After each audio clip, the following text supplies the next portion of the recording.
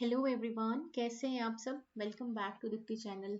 आज हम करेंगे शेयर कैपिटल के प्रीवियस ईयर क्वेश्चन एमसीक्यू के लिए। बच्चों, ये एमसीक्यू की वो क्वेश्चंस हैं जो मोस्ट ऑफ द टाइम्स ये रेपिटेटिव क्वेश्चन है, तो आप ध्यान से सीख लीजिए बिकॉज इस बार भी आशा है कि ऐसे ही क्वेश्चन रिपीट होंगे। तो फर्स्ट क्वेश्चन हम शुरू कर रहे हैं। जीता limited forfeited 300 shares of 100 each for the non-payment of final call of 10 rupees per share. The amount credited to share forfeiture account will be। तो ये 1 मार्कर क्वेश्चन है। जीता लिमिटेड ने फोरफिट किए 300 शेयर्स 100 के, ठीक है, जिसमें 10 रुपीज की फाइनल कॉल नहीं आई है। देखो बच्चों, जब भी आपको इस तरह के क्वेश्चन आते हैं कि फोरफीचर अकाउंट में कितने पैसे हैं, तो आपको दो चीज सोचनी है। नंबर 1, एक तो आप सोचेंगे कि शेयर फोरफिट में कौन से पैसे होते हैं जो रिसीव हो गए होते हैं, और जो नॉन पेमेंट होती है तो वो कॉल इन अरियर होते हैं, ठीक है, मतलब वो नहीं रिसीव हुए। अब यहाँ पे नॉन पेमेंट 10 रुपीज है, मतलब बाकी के 100 में से 90 तो रिसीव हो गए। तो दो तरह के क्वेश्चन आते हैं, ठीक है। आगे हम सेकंड भी फेस करेंगे कैसा आ रहा है, लेकिन यहाँ पे उसने शेयर फोर फीचर पूछा है कि शेयर फोर फीचर में कितना होगा। तो 90 रुपीज उसके रिसीव हो गए हैं, तो 90 उसके शेयर फोर फीचर में है। 90 इंटू 300 जो शेयर्स फोरफीट हो रहे हैं, तो आंसर इज 27,000, ऑप्शन बी, ठीक है। क्लियर है, तो चलते हैं सेकंड क्वेश्चन पे। सेकंड क्वेश्चन है, Meeta limited invited applications for issuing 30,000 equity share of 10 each. Application आई है 29,500 शेयर्स। अलॉटमेंट पूरी दे दी हमने, क्योंकि ये केस क्या है, 30,000 हमने इशू किए बट हमारे पास 29,500 आए, यानी अंडर सब्सक्रिप्शन है, ठीक है, okay. Uh share holder holding 100 shares fail to pay first call. अब इसमें हमें कोई डिटेल नहीं देते हैं 1 मार्कर में, ये हमें थोड़ा सा अपना दिमाग लगाना होता है उस टाइम पे। ट्राई करो 1 मिनट में एक क्वेश्चन हो आपका, उससे भी कम में हो, ठीक है।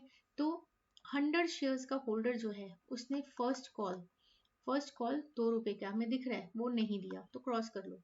हिज शेयर्स फोरफिटेड, यहीं पे उसके शेयर फोरफिट हो गए। बाकी कोई इंफॉर्मेशन नहीं दी, इतना दिया है कि सेकंड कॉल 3 रुपीज की करी ही नहीं है। तो सेकंड कॉल 3 रुपीज की करी ही नहीं है, कॉल ही नहीं करी। तो पेड अप क्या हो गया, पेड अप हो गया 10 में से 3 माइनस करो तो 7 रुपीज उसका कॉल्ड अप है, ठीक है। कॉल्ड अप क्या हो गया, not paid up, sorry, called up. Called up क्या हो गया, 7 रुपीज, मतलब इतने कंपनी ने मांग लिए। नाउ उसने क्या नहीं दिया, उसने तो फर्स्ट कॉल नहीं दिया, दैट इज 2 रुपीज। तो 2 रुपीज उसके कॉल इन अरियर में पड़े हैं। तो क्या दे दिया उसने, उसने शेयर फोरफीट जो अकाउंट है उसमें 5 रुपीज पे कर दिए। तो शेयर फोरफीट वो होते हैं, फोर फीचर अकाउंट में वो आते हैं जो रिसीव हो गए, लेकिन कॉल इन अरियर में वो आते हैं जो रिसीव नहीं हुए। अब क्वेश्चन क्या है, the amount debited to share capital account. लो, अब यहाँ क्वेश्चन पूछ रहा है वो शेयर कैपिटल अकाउंट में कितना जाएगा।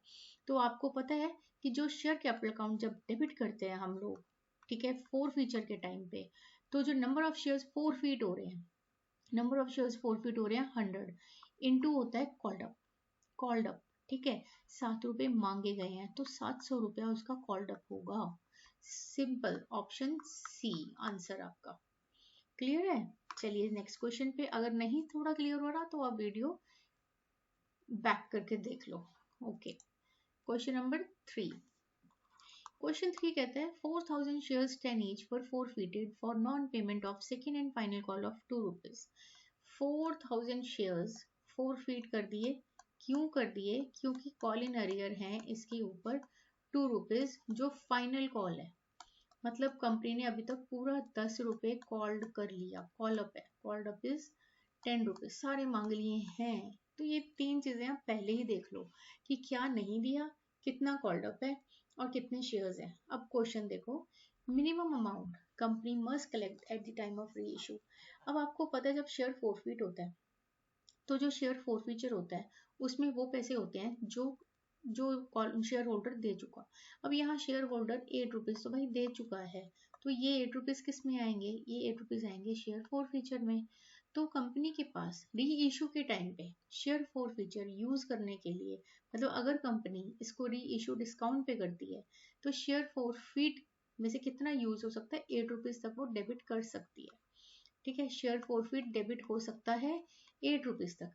तो क्या नहीं हो सकता, कॉल इन अरियर जो उसने नहीं पे किए, मतलब बैंक में उसको मिनिमम 2 रुपए तो लेने पड़ेंगे जितने कॉलिंग अरियर है। तो इसमें एक ही तरीका है इस क्वेश्चन को करने का, उस टाइम चेक करो कॉलिंग अरियर कितने हैं, कितने रुपीज उसने नहीं दिए, वो मिनिमम अमाउंट उसको री इशू में लेनी पड़ेगी। So your answer will be 2 into 4000, that is 8000, option A, right. तो ये आपको इस तरह से जज कर लेना है। चलते हैं नेक्स्ट क्वेश्चन पे। X limited invited applications for issuing 90,000 equity shares of 100 each. The amount पर शेयर आपको दे रखी है 20, 50, फर्स्ट एंड फाइनल कॉल बची 30।